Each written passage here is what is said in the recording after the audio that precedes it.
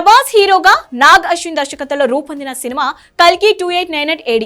Vyjayanthi movies నిర్మించిన ఈ చిత్రంలో అమితాబ్ బచ్చన్, కమల్ హాసన్, దీపికా పదుకొనే ముఖ్య పాత్రలు పోషించారు.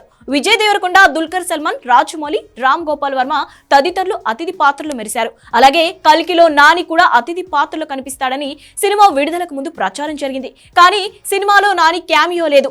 అయితే నానితో పాటు మరో hero Naveen Polishetty next part లో మెరుస్తారని నాగ్ అశ్విన్ చెప్పారు. కల్కి చిత్రం భారీ వసూలతో సక్సెస్ఫుల్ గా రన్ అవుతున్న నేపథ్యంలో తాజాగా మీడియాతో ముచ్చటించిన దర్శకుడు నాగ్ అశ్విన్ పలు ఆసక్తికర విషయాలను పంచుకున్నారు.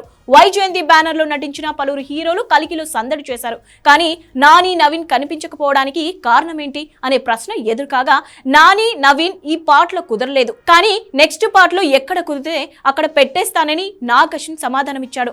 కృష్ణుడి పాత్ర మహేష్ బాబు చేస్తే బాగుంటుందని సోషల్ మీడియాలో అంటున్నారు కదా, కానీ వేరే సినిమాలో ఆయన చేస్తే బాగుంటుందని ఆన్సర్ ఇచ్చాడు నాగ్ అశ్విన్. ఇలా తన కల్కి మీద చెప్పిన విషయాలు అందరినీ ఆకట్టుకుంటున్నాయి. కమల్ హాసన్ పాత్రను పార్ట్ 2లో పూర్తిగా చూపిస్తామని అన్నాడు.